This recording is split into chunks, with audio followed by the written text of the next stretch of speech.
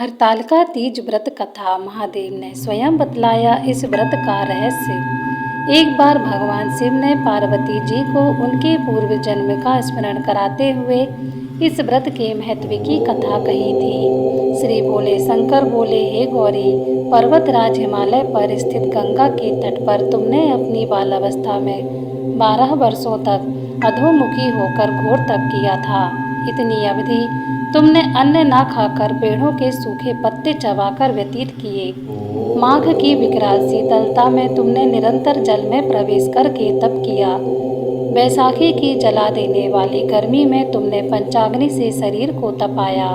सावन की मूसलाधार वर्षा में खुले आसमान के नीचे बिना अन्न जल ग्रहण किए समय व्यतीत किया।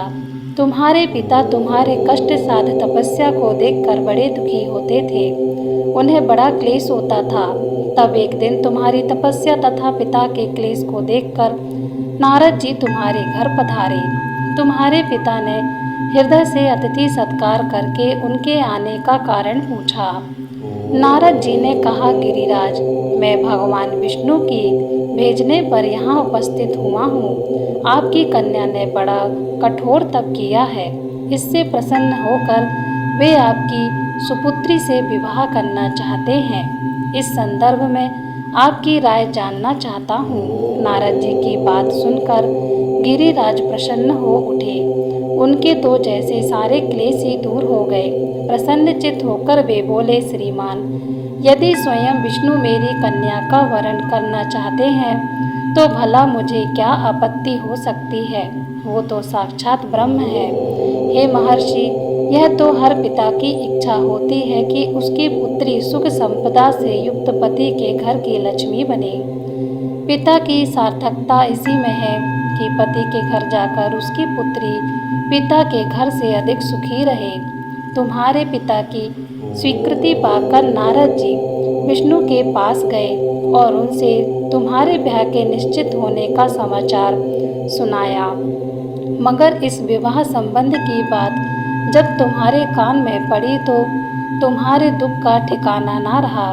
तुम्हारी एक सखी ने तुम्हारी इस मानसिक दशा को समझ लिया और उसने तुमसे इसका कारण जानना चाहा।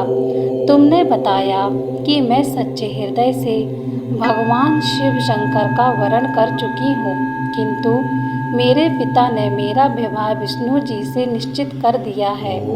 मैं विचित्र धर्म संकट में हूँ। अब मैं क्या करूँ? प्राण छोड़ देने के अतिरिक्त अब कोई उपाय शेष नहीं बचा है। तुम्हारी सखी बड़ी समझदार और सूझबूझ वाली थी। उसने कहा, सखी, प्राण त्यागने का इसमें कारण ही क्या है? संकट के मौके पर धैर्य से काम लेना चाहिए।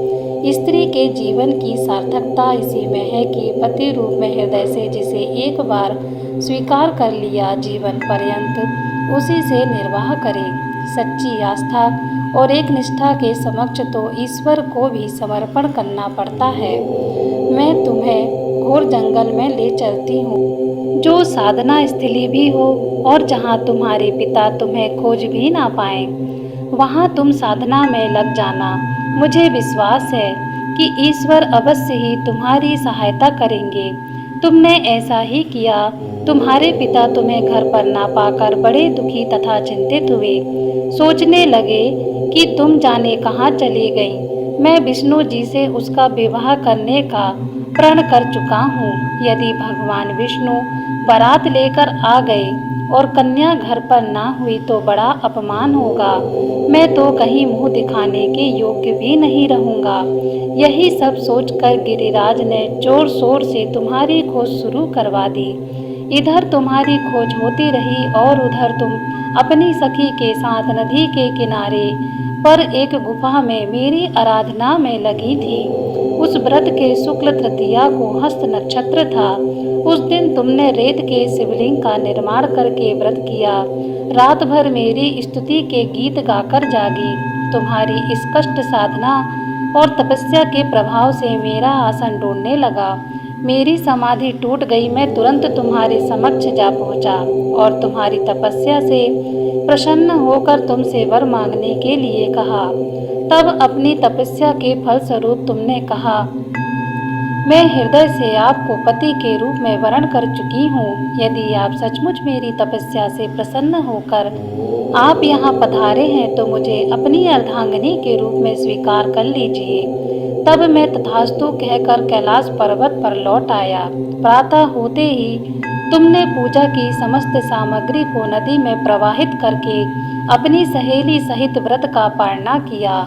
इस समय अपने मंत्रीगण व दरबारी सहित गिरिराज तुम्हें खोजते खोजते वहां आ पहुंचे और तुम्हारी इस साधना तपस्या का कारण पूछा। उस समय तुम्हारी दशा को देखकर गिरिराज अत्यधिक दुखी हुए और पीड़ा के कारण उनकी आंखों में आंसू उमड़ आए थे। तुमने उनके आंसू पोंछते हुए विनम्र स्वर से कहा, पिताजी, मैंने अपने जीवन का अधिकांश समय कठोर तपस्या में बिताया है। मेरी इस तपस्या का उद्देश्य केवल यही था कि मैं महादेव को पति के रूप में पाना चाहती थी। आज मैं अपनी तपस्या की कसौटी पर खड़ी उतर चुकी हूँ। आप क्योंकि विष्णु जी से मेरा विवाह करने का निर्णय ले चुके थे, इसलिए मैं अपने आराध्य की खोज में घर छोड़कर चली आई। अब मैं आपके साथ इसी शर्त पर घर लौट जाऊंगी कि आप मेरा विवाह विष्णु जी से ना करके महादेव जी से करेंगे। गिरिराज मान गए और तुम्हें घर ले आए।